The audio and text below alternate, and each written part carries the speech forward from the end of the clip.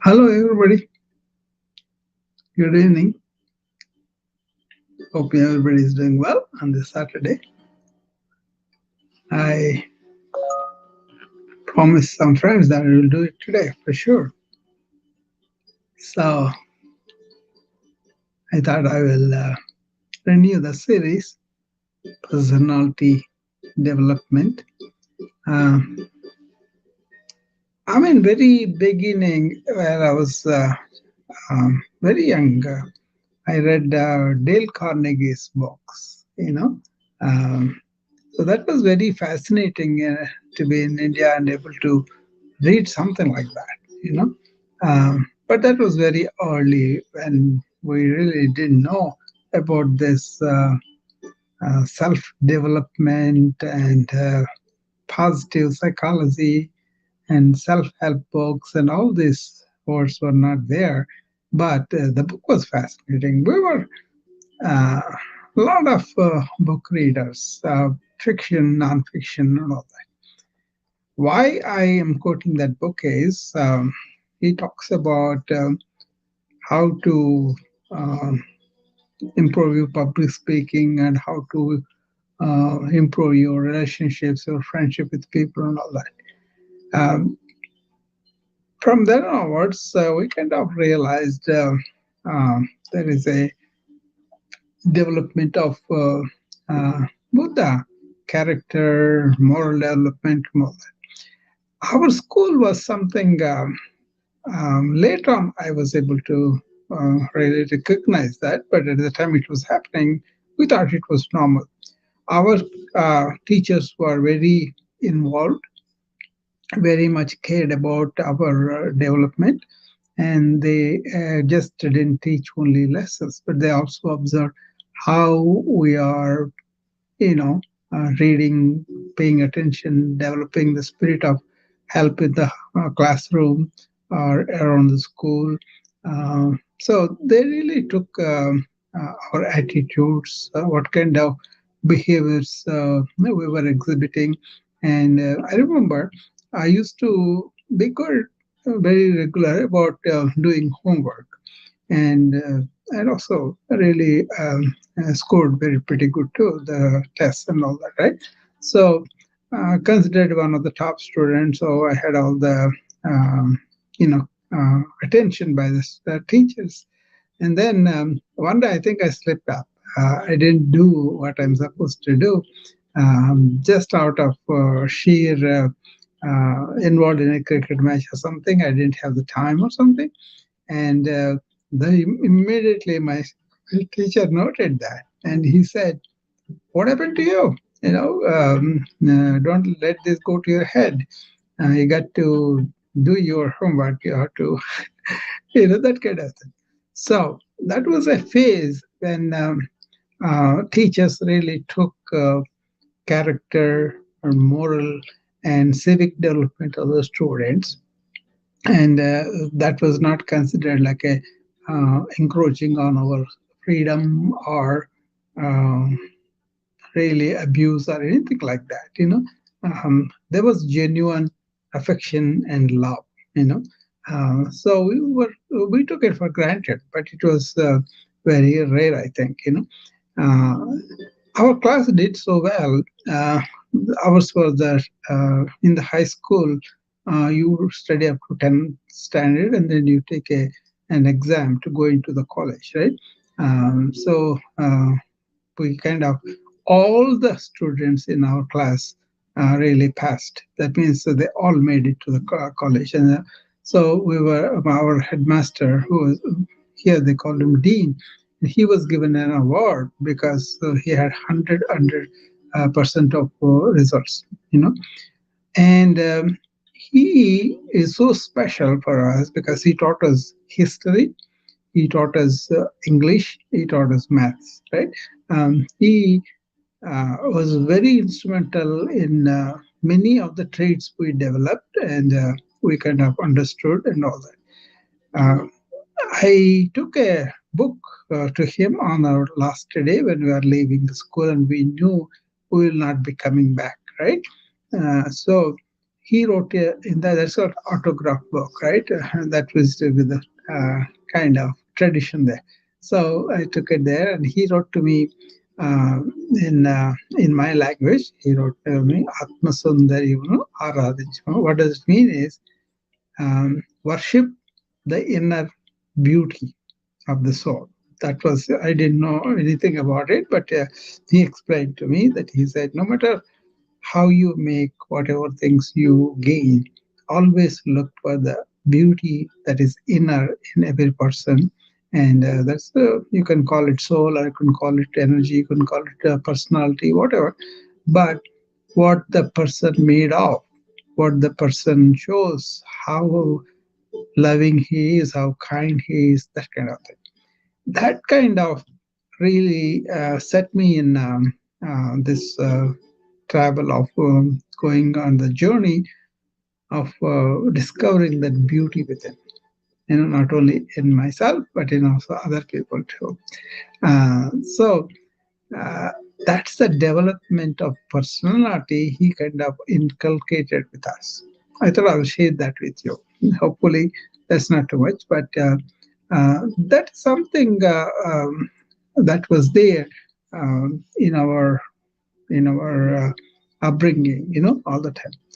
Now we have come to the education part of it, where we're kind of conditioning people to be just earners of the living, learn some skills just to get a job or do it. But we don't pay attention to how helpful this kid is, how unselfish this kid is, how he's kind of reaching out to the other people and all of that, so selfish and demanding and cheating, and all those things have become traits. And teachers are having such a tough time to really educate these kids, right?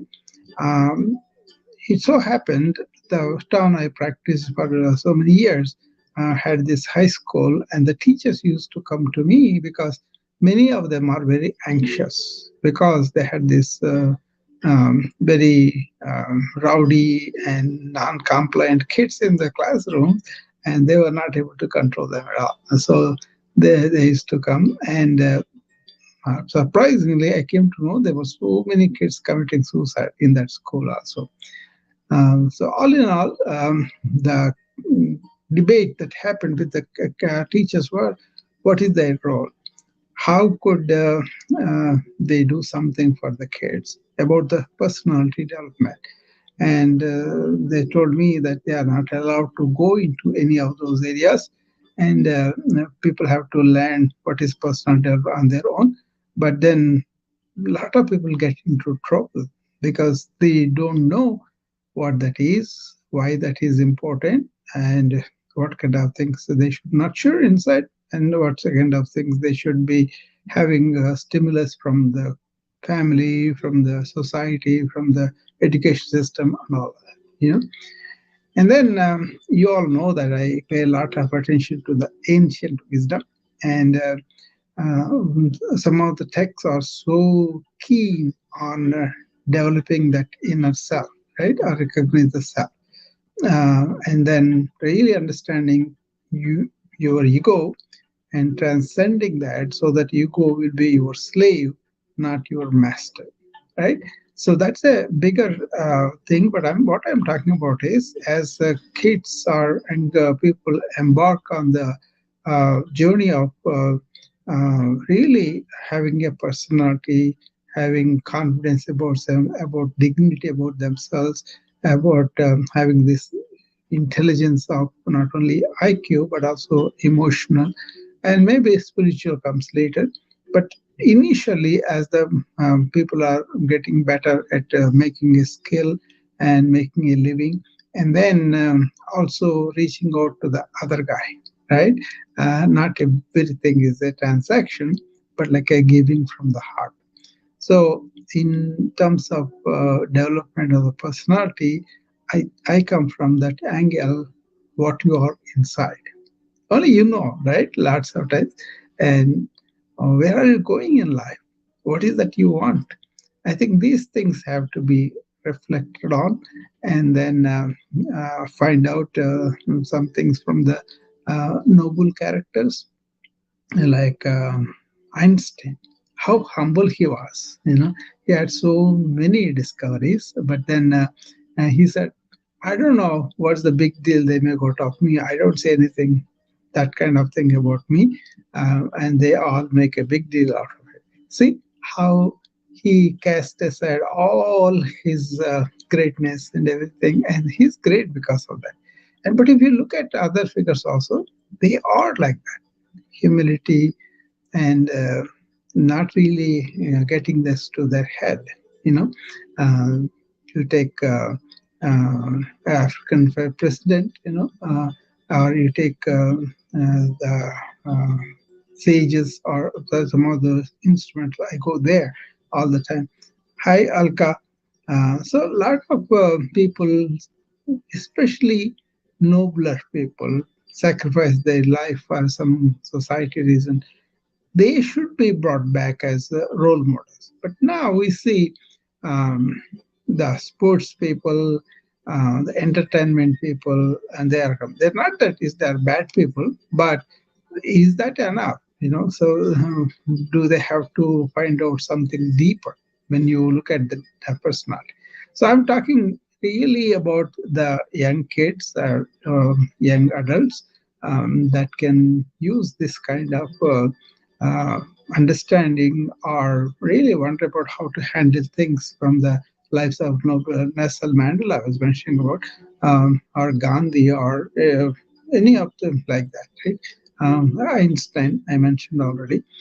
So if you have those stories are put in and then really filter the traits that he had and then talk about them, at least some of them, with the kids in a way that are giving information and you're trying to inspire them to look at these things. That would be wonderful, I think. I think many people do that, but but then practical, they separate life from practical to something unusual, right? But what is practical? If you are not honest, if you are not kind and all that, however much you have, that's not enough. And that is something that drains you out, right? That can lead you to a state where things are pretty tough. Then you turn to some external agent for support, like alcohol, like drugs and all that. And these kids have such an atmosphere, all these addictions that threaten them even before they know what this is all about, right? What the life is all about. So, conservative upbringing maybe needed for the people that conservative in the sense, and not too much is freedom, but just a goal orientation and what it takes to achieve all that. Okay, um, I have been living in America since 1981. I had married and I had kids and all that, right? My wife and me, we brought two kids up, but then we kind of let them grow, but then also talk to them some serious things in a jovial way or in a car. Most of the time we were not able to find time, but when we were going, I planned 1.5 day vacations on the weekend, and we went to Chicago and did something special. But the journey to the destination gave us 3 or 4 hours to talk to the kids. And every day also, this was one simple thing helped me was ever since they were a little 10 years or something like that, I made at least 5 to 10 minutes every day to talk to them. But there was no subject, there was no particular thing we had to talk about. Um, Something other than their school, other than their work, other something like that. We talked about, like something happened in entertainment, something happened in the economic field or the weather or whatever, right? Or friendships and all. So they felt it's not a difficult thing to come and talk to me. And then also they felt they can talk to any subject without us clamping on them. That habit itself with the parents, just making time and talking about something other than the school and other things. You can talk about school later, but then just to make them feel at ease. That's what happens when they go out to the friends, right? Most of them, they're just together without talking anything. Sometimes they chat with each other on phone, even though they're lying each other next to each other, right? So that kind of thing is there. But nowadays, I talk about digital detox and how, in as much I love AI, I use a lot of tools to do a lot of new things. I can't believe in the last 3 months I learned so many programs, so many skills. I'm pretty happy about that, right? And it's kind of stimulated, like for example, I came across one app that can do not only give me branding my idea or brainstorming my idea and developing content around it and also publish it, and everything is done by one app. Before I used to do 3 or 4 apps, right? Now it is only one app. It's a really evolving field, very enticing too. So what I'm saying is, if you can really talk to the kids about AI and also what the effect of it on their personality and how they can master without getting hurt by it, that kind of thing. So personality development kind of happens every day for people. It may be something for the kids, something for the young adults, something for the people who are just married and just starting their life, or middle-aged people or old-age people. I think I see all the spectrums, right? Both in my life and also with my patients, right? I see from the newborn to all the way to the old people. So I see both genders and all. So we see several stages of life and several stages of problems and all that. But always comes to inner emotional intelligence, inner basic IQ and all that, and also really interest to learn new things and develop the personality that is always receptive, always, kind of flexible in the sense that they are not stuck with some thoughts and that they don't want to get into the new ways of life that's changing, right? And that's very important. And of course, the prejudices, the wars, and all those things that go on, asking them to be inquiring about this, going deeper and see how that their life's journey fits in, not only enhancing themselves, but also reaching out to the people. I'm talking about just living, making a living in this world and relating to people and all of that. But then people like me may come and say, very profound question. Then people who are interested, who are seekers, basically want to know much deeper, they can go into that. But what I'm talking about is having a dignified, controlled, having this self efficacy or self esteem, all these terms we are talking about, these take some attention, some discipline, and some kind of pausing and reflecting, and then doing all that. Okay. So, anybody has any questions on the wisdom app? There are so many people here. So, if you want to come up and discuss with me, you're more than welcome. I would love that. So, so I'm not really going the deep end of spirituality in this. Okay. The deep end of spirituality in the personality development is actually you got to go beyond the personhood in spirituality, right? That's what they really focus, and that's my favorite subject too, anyway, because you can have personality for the world problems, but what about your deep inner quest? Suppose you're a seeker of truth, you're a seeker of what is really true, what is what, where did I come from, but where I'm going to go after death. How do I deal with these things, being that spirit? All those things are deeper, but I think they are wonderful.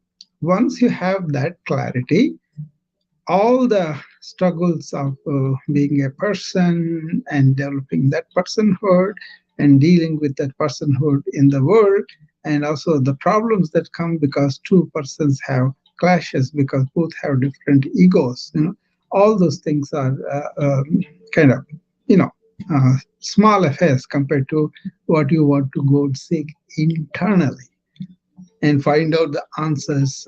Is there a consciousness? Is the consciousness is all around us, or is the consciousness is produced by brain according to the science and all that? Once you want to understand, that's pretty deep subject. But what I am focusing here is how can you have a dignified, confident personality that has capacity to do tasks, or that has a respect for themselves, not in the way of egotistical, but just being balanced about themselves, that kind of thing. We talked about self-esteem versus self-efficacy. Self is the overall feeling of what we think about ourselves, and then, but this efficacy is our belief or our confidence that I can do certain tasks certain way. They come by really doing some things, experiences, and from the experience of attempting a difficult task and performing and learning what is needed and improvising it. All those things come when you're doing them on a continuous basis, or you expose yourself to different challenges, the language or anything, right? Any skills that technical skills and all that, outwardly also, if you do the same thing without real threats from everybody, or really no fear in attempting new things, that will be much better. There is one thing though, if you have really progressed towards that spiritual end where you have deeper questions, you are seeking for deeper answers, this self-efficacy is automatic because you have control of your mind, you have control of your emotions, you have control of your thoughts. Control not in sense of suppression, but understanding limitations. What are the limitations? How I can go beyond limitations? Okay, so I'm trying to be limited subject of the personality, but I'm kind of led to the deeper aspect of spirituality, how it can help a personality. Um, so in yoga also, the first two steps, they talk about how you should be in the society as a whole, and how you should be with yourself, what you do. So I will explain. Yama, niyama. See, as I explained to you over here, and people who heard me, they know that Patanjali Yoga Sutras, which is like a Bible for the yoga, it's not that yoga was not there before him. It was there thousands of years before him, but he is somebody who kind of really put that the whole thing in a way that is not only readable but practicable, and also it's pretty deep. Okay, it is about our mind, our consciousness, our real self, and all that. There, he says 8 steps are there. The first 2 steps I'm talking about here are yama, niyama. Yama starts about how do you do with the society around you. You want to, 5 of them. The first one is satya, truthfulness. Don't lie. Always speak truth. Okay. And the second one is ahimsa. That is what? Don't be violent with anybody, not only physically, but also in word and deed and thought. Okay. And then asteya. That means don't steal. Put your effort and only live your life with that. Don't steal from somebody else. Okay. And brahmacharya, that is celibacy. how you go about your life, about your senses, and also especially about the sex and all that. Follow the rules. Don't hurt people and all that. Don't be indulging in that. And then fifth one is aparigraha. Aparigraha means don't accumulate things. But the modern culture is all about that, right? So these five you do in the society. So if you don't accumulate things, what happens? You are doing a favor to the earth. You are not putting the carbon print because you are using a lot of things and then leaving all the carbon print on that, right? If you use plastic bags, then you're going to leave that. Okay, but if you don't really need it, you only carry one, some bag like a cloth bag. That's the tradition we used to do. I kind of revisited that. I encourage my family to not to get the plastic into the house, but use a cloth bag that you can put all the groceries in that and then bring it home. Okay. Sometimes you can use other boxes instead of just a plastic. Because we know how difficult it is to get rid of the plastic. What are the consequences? So these five are the yamas. Yamas means that what you do with the society. Ahimsa, Satya, Asteya, Brahmacharya, Aparigraha. Right? And the next set is what you do with yourself. These are all, they're not going into the asana. Asana is the third step, but they're just saying this is the moral or ethical principles that you should do before you embark on the practice of postures, breathing, and all that. Okay. So the five are the Saucha Santosha, Tapas, Swadhyaya, Ishvara Pranidhana. Those are the five. Sauch means cleanliness, cleanly body, obviously, and also mind, negative thoughts not there, and also in your heart, don't harbor enmity, hatred also. Cleanliness through and through in all your being, right? Santosha means contentment. Don't be greedy, don't be asking for more than what you can get, and that contentment it comes from having these inner treasures that you discover. You don't have to go out. Obviously the modern life has evolved outwardly, that's why. Okay. So santosha. Then tapas means whatever you do, you got to practice that. You have a routine. Like I get up in the morning, I definitely do yoga. That is very, very energy, uh, releasing for me and all that, right? So, uh, tapas, whatever you do, don't expect that thing to come to you right away. Obviously, we know that any language, any technology, anything that we do, we have to first get the um, skill. That means you get to do it so many times, and then you get to focus and all. That is the tapas. Tapas means actually serious practice, right? Every day, And then saucha, santosha, tapas, swadhyaya. Whatever you do, you learn from it. Swa adhyaya. You study yourself. Study your body while it is exercising. What are the pains? What are the things that is happening? Watch your mind, watch your emotions, how you are reacting, how thoughts are happening to you. That is called swa adhyaya. So how aware you are, how your storm in mind happens, how your emotions are depressed or anxious and all that. Okay, whatever happens with whatever you are doing, you got to study yourself. Actually, they call it like a life as a mirror to you as how you are behaving, how you are handling things, and all that. So use that life as a mirror of your self dealing, and then correct that. Okay, and then Ishvara Pranidhana. That is, there is a energy, or there is much bigger than you that is dictating this world, and it is present, it is there, and so be aware of that. And be so people who believe in God, no problem.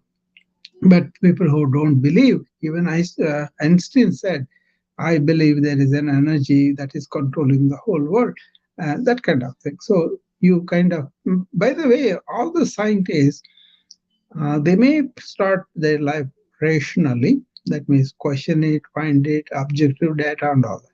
But then they have this sense of uh, something beyond their work and limitation of their work and what is beyond.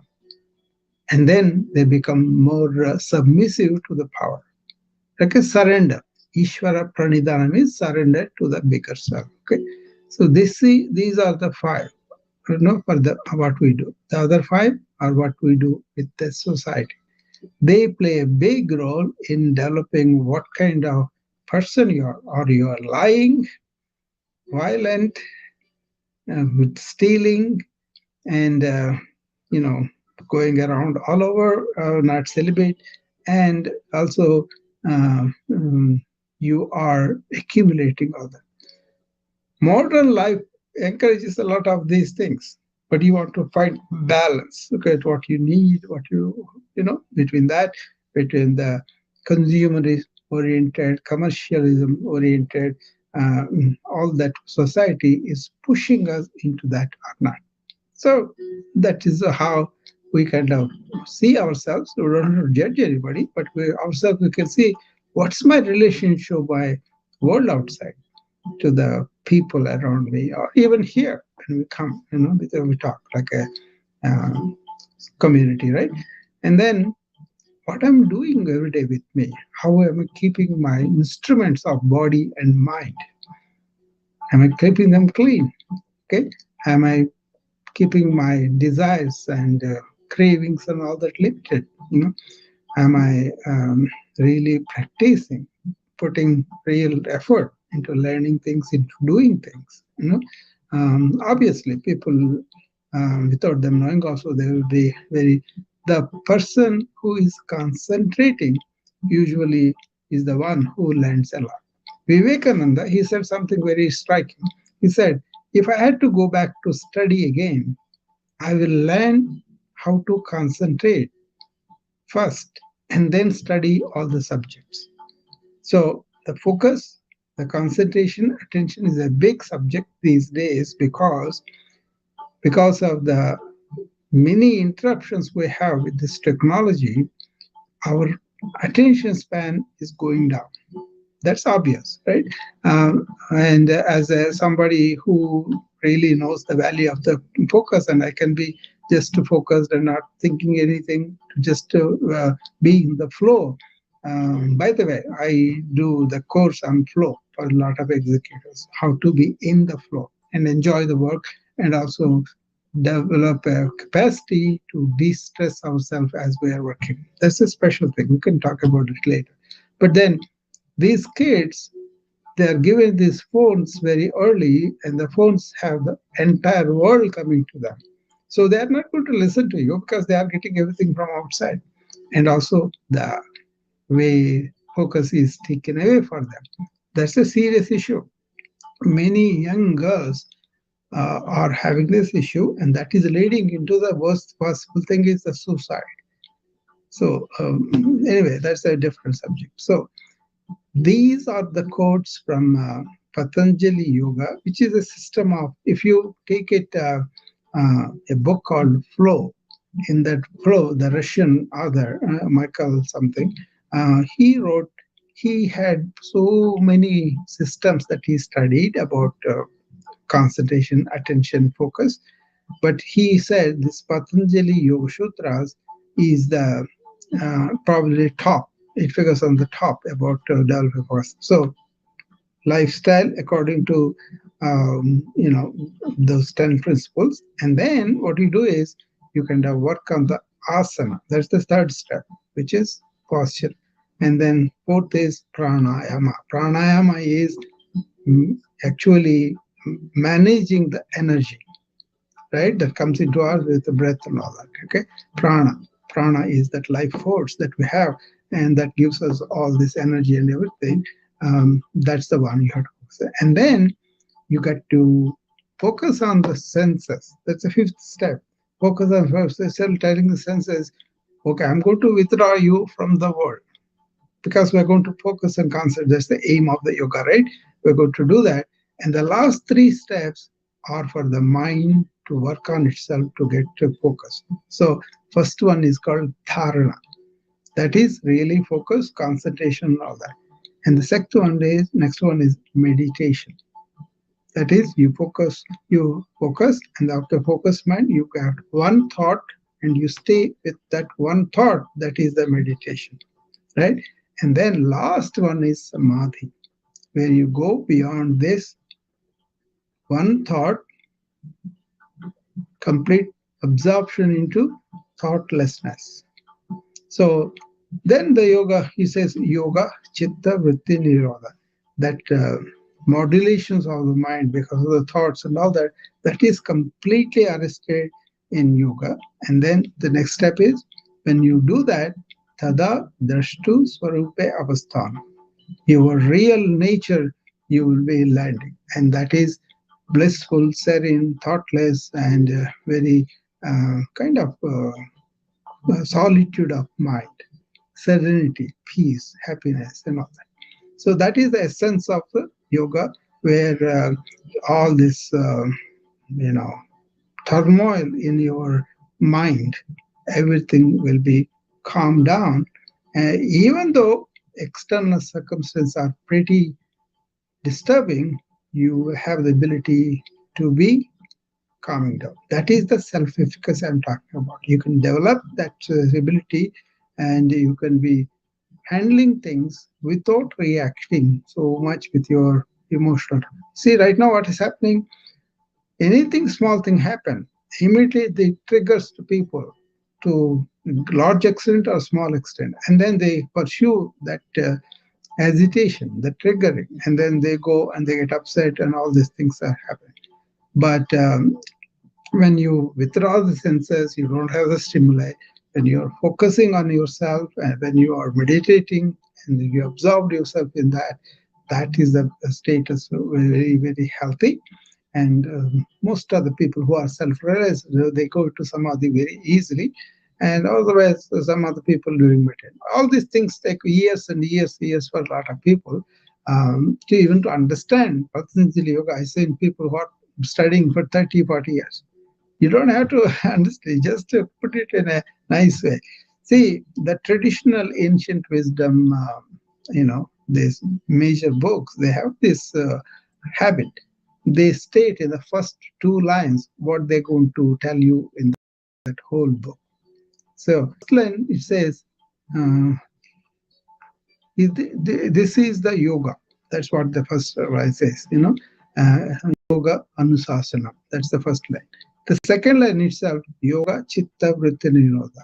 Yoga means really limiting or putting down all that turmoil in the mind, and all the vrittis, that is thoughts, are calmed down. And when it is calmed down completely, that mind can see your true nature. Tada drashtu swarupe avasthami. Otherwise, that thought that you could not really put down will come through you, and that is the state of most of the modern people, because they don't know how to control the thought. You may be doing a lot of work, creative work, but still you don't know what is the um, peace that comes from it. You don't know the. It's like a sun coming out when you take out all the clouds of your thoughts. Okay, so I don't want to go so much deep into that, but I think at least I made some points about it. So any questions? Satyanarayana, so nice to see you. I'll ask him. I'll also, if they want to talk anything about it.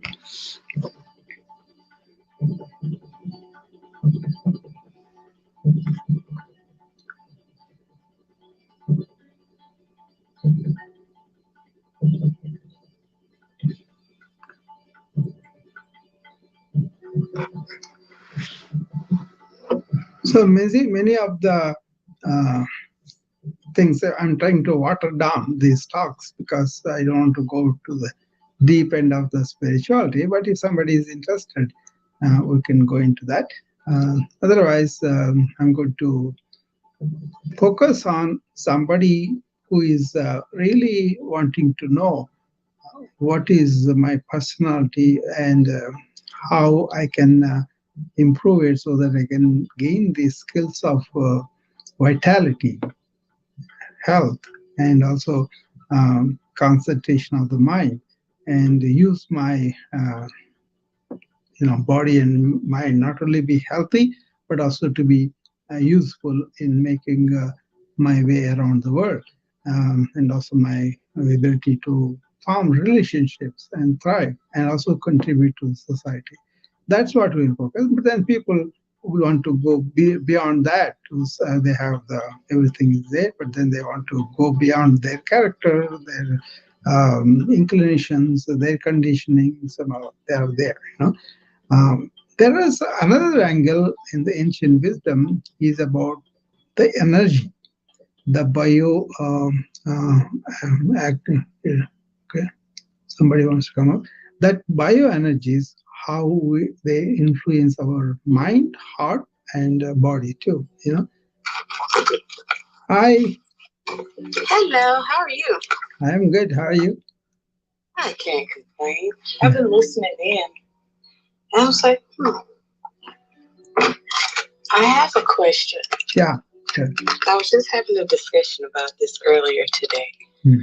We were talking about how the personality truly starts to develop around the age from 7 to 10. And there was this big discourse between, well, what about trauma? But what about wisdom? Which one brings in more so to the personality? Yeah, that's a good question, and a broad question too. You see, trauma can be looked at, it's going to take away a lot of our strength, or it can be the right opportunity for you to experience, and out of experience you develop that capacity to deal with anything after that comes. Okay, a lot of people grow out of suffering, so it's not that they have to suffer. It is just that how do you approach that suffering? What kind of attitude you develop? What kind of things you learn from it? How they become inspiration for other people? And also, this one particular person gets out of it. I see a lot of patients with not only physical suffering, mental suffering, but also what happens to the body because their mind is kind of gets worried, and that makes it much worse. That means a lot of psychosomatic problems we see. People, they are going happy or lucky without any problem. They suddenly come from checkup, and in the checkup we may discover some things on the chemical panel, and they look at it and immediately they go, oh, what is this? This is out of whack, this is out of the range. And their mind starts to get anxious, and then the mind certain like that. In suffering also, any genuine suffering that happens, people may have various degrees of handling that. You can make your experience to teach you inner resilience, or it can drag you down.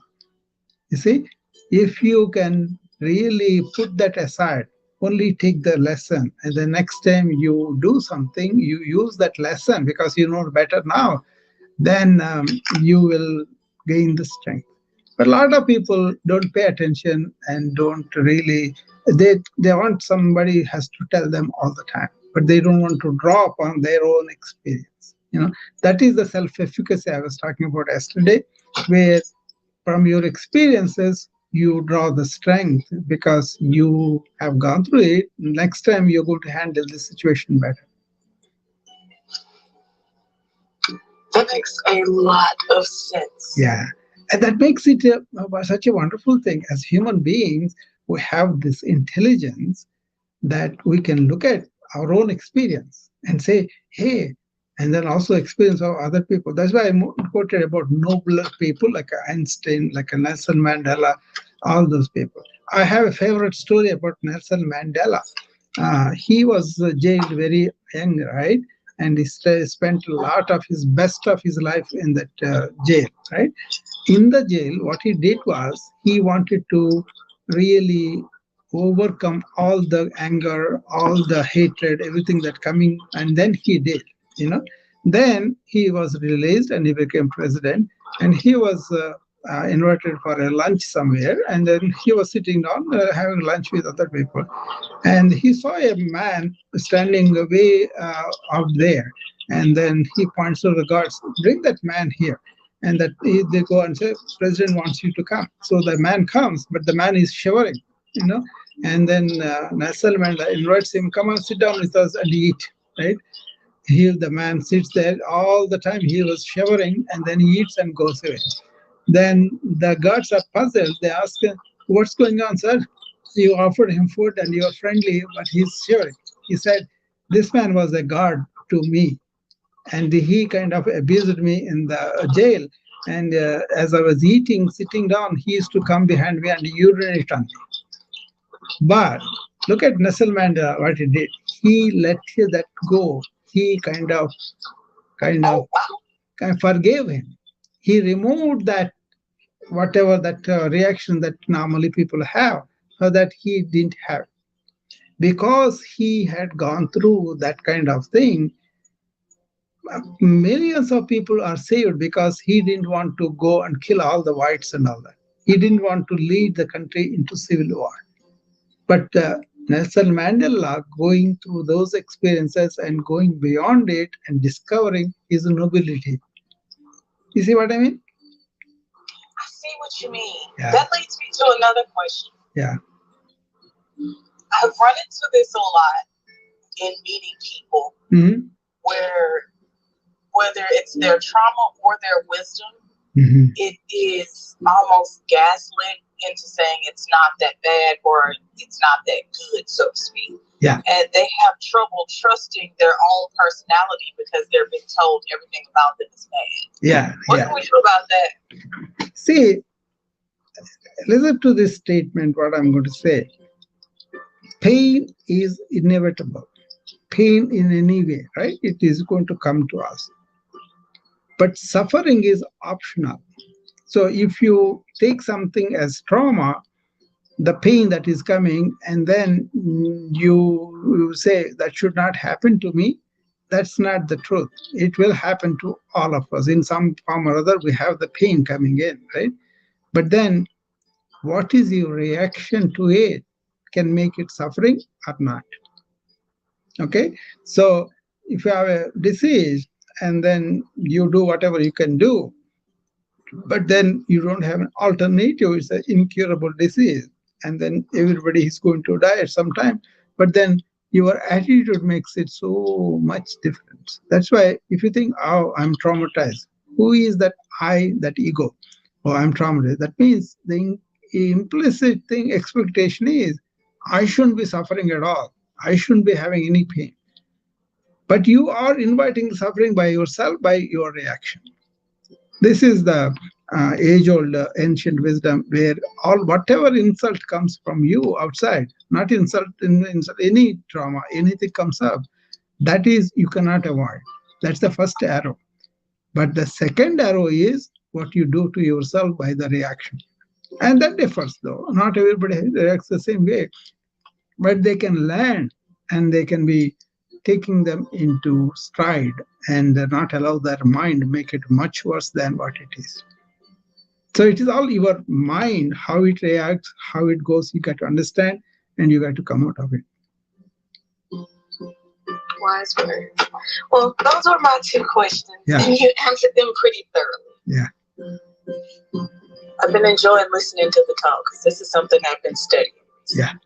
I think it's see, human beings, from my point of view as a physician, as a yoga person, we are not just the bodies and mind. Even though we have the body, we have the mind, we have to maintain them and all that, but there is something more than that. As human beings, we are not like animals. We just eat and react and all that. We have that intelligence where we can understand these kind of issues, deeper issues, develop the personality, know the limitation of personality, go beyond personality, and really identify our true self, and then everything opens.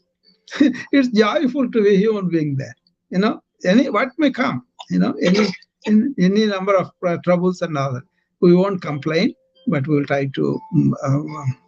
Main thing is inner riches, inner resilience that comes up because you are not focusing on the limited body, limited mind, but you are focusing on what is unlimited within us. Make sense? Makes a lot of sense. Yeah. That's probably the simplest that's been explained in a while. Yeah. I kind of live like that, and that's why I feel blessing, you know, and it's wonderful to share with people. It's not egotistical thing. It's like something you touch that is complete. They call it in that Sanskrit, and once you are in that complete, you don't need anything outside else, you know. Yeah, that's a very easily to digest concept. It's not so complicated that you have to mull over it 1,000 times. You can actually get to the basics immediately and start applying it. Yeah, you're so true. The simpler you are, the easier to get this. But if you have complicated self inside, then it is very difficult to get this. But the more simpler you are, and it's easy to do that, Yeah, I often ask people to explain it as if they were talking to a third grader. Yeah, that's the best way, actually. Because it makes it so much easier for me to start from the bare bones basics and work back forward than to start at this point, then try to keep going. It's like, I will tell you one of my favorite sayings from a sage. He said, to be who you really are, your inner self is so easy, but all these creeds and the religions and everything, they made it so tough. It is we get caught in that network of thought, not really seeing who you are here and now. You don't have to travel anywhere, you are there already. That was my favorite saying from him. And he says, alas, such a pity. Pity. Pity, yeah, pity. Yeah. It is a pitiful state to be in. Yeah, because we are always going after something out there, but actually what we are inside is very close. That is your essence. It is here. And we always want to do something outside, instead of internal. Yeah, it is intuitively felt. That's the thing. It's not intellectual conclusions or truths or whatever, or it is not something you can use senses. Senses also go out. But once you bring the senses in and mind turned inward, then with your intuition, you will feel who that is. I like that. Many of the women have this intuitive sense. That intuition works for them, right? They can feel what is right, what is not right by themselves. So at least I felt that way lots of times. So men are also there, but then generally women have that basic down to earth coming here and feeling it and realizing what we're talking about. They're not with the logic, but just sense of feeling, Yeah, there's a feeling to it. Yeah. Of course. Yeah. There's this sense of feeling where you just know, and it's an internal thing. Yeah. And it's been so hard to explain because how do you know that? And I'm like, I feel it. Yeah. What do you feel? I feel like something's not right. Yeah, exactly. It's like a sixth sense, they call it, but it is the intuition we are using. We are not getting into the logical component that is outward. That's the left brain going out, but it's the right brain feeling inside. The right brain is feeling? Yeah. I mean, generally, but just to make understandable, I said that, but the whole brain always operates, But the logical component is on the left side, and the right side is the intuitive problem. So there's a whole lot of knowledge on left-mindedness, right-mindedness, and all that. But in spiritual terms, I would say intellect versus intuition. Not that intellect is bad, but you won't feel yourself with intellect. Calm it down, then you feel it by yourself. That's a perfect description. Yeah. I appreciate your time. Yeah, sure. Thanks for coming up. Okay. All right. I will be closing that anyway now. It's 7 o'clock, 1 hour I usually hear. So thanks everybody for coming up, and I'll be talking to you again tomorrow. Okay. Bye bye.